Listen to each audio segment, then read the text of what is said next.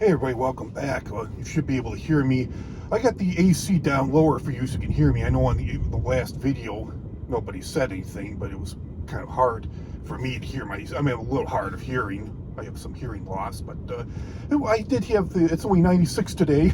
Only 96. And it was 115 the last time I did a video, so that's why I had the AC blasting and I got it down a lot lower, so you should be able to hear me up.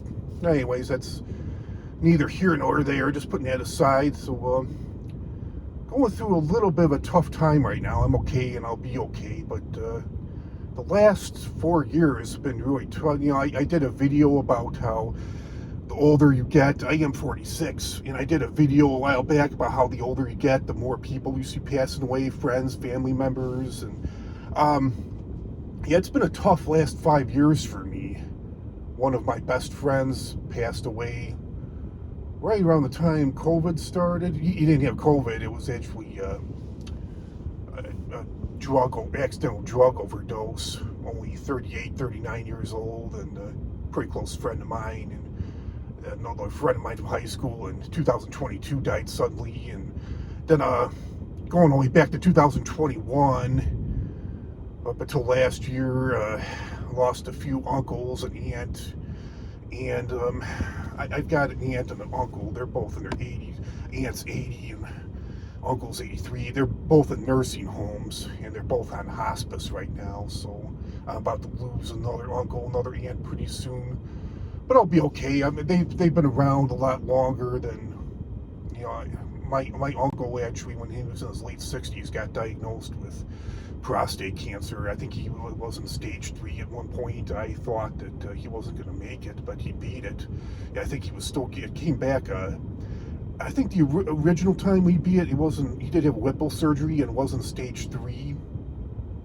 And he still was getting radiation, and then a couple years later, I think it came back. I don't think it got back to stage 3, but he had announced to the family that it was trying to make a comeback, and I don't know if the doctors said that when it comes back, that it can be kind of aggressive, or if it actually was. I don't know if they actually determined it was being aggressive, but he beat it, and yeah, he just turned 83 in July, but yeah, I'm kind of, as much as I love him and I'm going to miss him, I kind of feel a little bit relieved in a way, because he's been aspirating. He's in a nursing home. He's in diapers.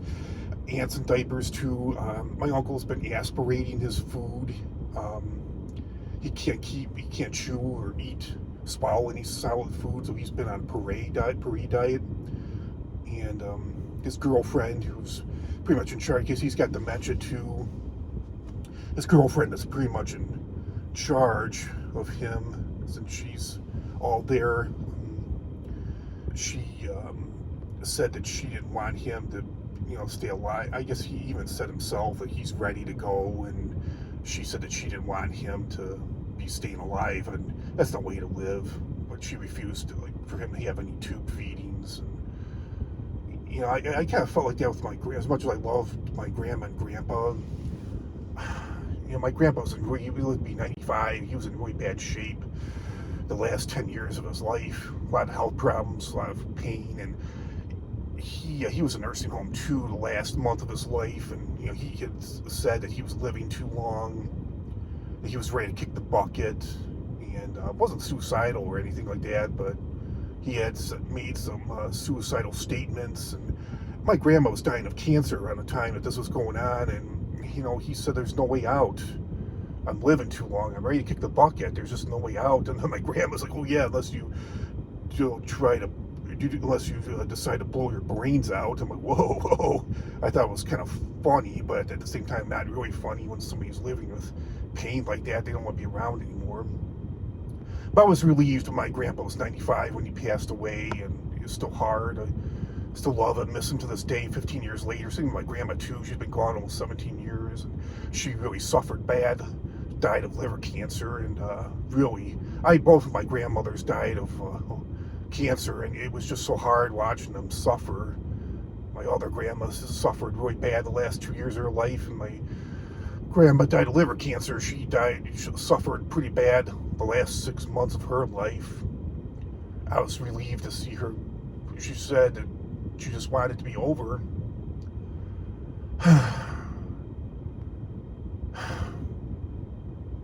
And yeah, it's hard. As much as you love somebody, it's hard. There was, I think around that same time, there was a couple nurses I worked with. I think a nurse, her husband died of cancer. Or there two, did both their husbands die? I think both their husbands died of cancer, and even they said as much as they were young too, in 60s, late 50s, early 60s, and even they said that they were, as much as they loved their husbands, they just wanted their pain and suffering to be over. It's just so hard to watch somebody suffer like that. I guess the one good thing about cancer is you do get to say goodbye to the person. It's not like a heart attack where, you don't really know they're going to go. My grandpa was on hospice the last month before he died. He was in a nursing home. I got to say goodbye to him. And yeah, it's really hard. Because my grandma, she died about 6 months before I got married. I knew she wasn't going to make it. She was terminal. She was 98. No, I'm sorry. That was my great-grandma was 98. My grandma was 89, almost 90. She died like exactly 2 months for her 90th birthday. And I knew she was going to make it. They didn't do, there was really nothing they could do for her. And they thought at her age, the chemotherapy might have killed her. I don't think she would have wanted to do it. I think she was ready to go. She had cancer of the liver in the center of the bile duct. And they pretty much said that there was nothing they could do. She died like 6 months before I got married, and she did say to me, she's like, "Oh, Jeff, I sure hope that I can make your wedding." And I didn't say anything to her. I said, I hope so too, Grandma, but I knew she wasn't going to make it. It's heartbreaking. It's really hard to have to endure that kind of pain, emotional pain, just knowing somebody's not going to make it. And she had dementia too, same with my grandpa, and I think they forgot. I think one day I asked my grandma how she was doing. I knew she wasn't doing well, and she's going, "Not too good, Jeff." And she said, "But it could be worse. I could be dying of cancer." And I kind of thought about, whoa, did she not know that her memory kind of came and went back and forth, that she knew that she had cancer, and she didn't really want to talk about it. My grandpa had severe anxiety, and he knew something was wrong, but he didn't know that she had cancer. At least I don't think he did. His memory kind of went back and forth a little bit too, and she just didn't want him to worry. There was one point when she knew that she was terminal. She asked for her rosary. She got her rosary out and started praying a lot. And I had a friend who was a minister. I had him come. He was an evangelist, even though we're not evangelists or Catholic. He came over and prayed with her, I think a few days before she died. And I still feel I'm so thankful for my friend for doing that. He was a minister, evangelist, preacher, and I was so glad that I was able to have him come over and do that for her. It means a lot. That friend means a lot to me, and it meant a lot to me that he did that for her. Yeah, I feel bad that she couldn't make my wedding, and then my daughter was born in 2010, and my grandpa died a few months before my mom told me. I thought my grandpa was going to be able to make it until that time, but fortunately he died 3 or 4 months before my daughter was born. My mom told me, she said, "Yeah, I'm sorry, Jeff, but unfortunately Grandpa's not going to make it to see your daughter." And oh man. But I'm relieved that their pain is over, and I know that they're in heaven, and I know they're looking down. I know they're happy for me, happy for my family, my daughter, and I know they're just watching over me every day.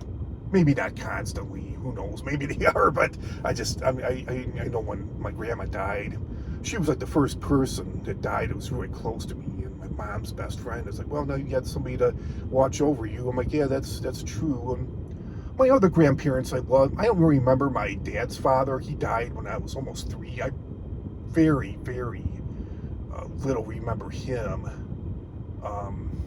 He died in 1982, and then my grandma, I do remember her very vividly, and she died when I was 5, but I was still pretty young, didn't really understand what was going on. I just knew that she was At that age, I was only 5, and I just knew she wasn't going to be around anymore, but I didn't really understand the concept of death at that point. Wasn't going to church yet, even though I was born and raised Catholic. My mom was, I think, explained it to me about a soul, about how your soul lives on, and at least this is what we believe as Catholics, that your soul lives on, goes to heaven, and your body, it's just your outer shell. So, but yeah, don't worry about me. I'm doing fine. I'm coping with it. I'll be fine. And my aunt and uncle are in pretty bad shape. I will be kind of, as much as I love them, I will miss them. Like I know I've said this before, but I'll say it again now. I know that they're going to a better place, and they'll be with my grandma and grandpa, and all the other relatives have passed away, and just more people to watch over for me. And they're not, their spirit will still exist. There was that movie, What Dreams May Come, where Robin Williams passed away. It was a really depressing movie, and Robin Williams got hit by a car, died. Children, they got killed in a car accident first, and I think his wife was so depressed she ended up committing suicide. But I remember she was, I guess, her therapist, psychiatrist, or something like that, told her to journal, to write down her thoughts. And I remember the part of the movie she was writing down her thoughts, and he's like in the background, just as a ghost, a guardian angel, whatever. But he's trying to talk to her in some way that he can, and he's saying, like, I still exist. I still exist. So spirit will still be here. Past relatives, their spirit is still here. They're watching over me. They're still guiding me along the way. And eventually, someday, I'll pass away. Hopefully later rather than sooner. And 46, pretty healthy, pretty good shape. Not looking to die anytime soon. And trying to live my best life. And I just know I'll see them again someday. And when I eventually pass away and go to heaven, I'm not saying I'm hoping to. I know that I will. I know I will. That's what I believe. That's what I follow. So, well, almost time for me to get into work. Happy Friday, everybody. Have a great weekend. Talk to you all real soon. Comment, like, share, subscribe. And I'll talk to you all real soon with another video. Have a great rest of your day, everybody. Talk to you all soon. Bye.